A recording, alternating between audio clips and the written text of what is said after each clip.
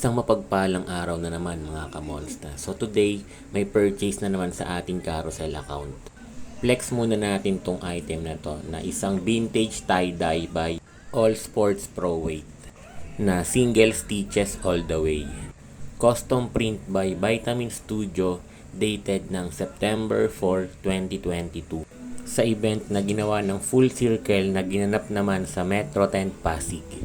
Check natin yung back. So, no back to, plain tie-dye lang din.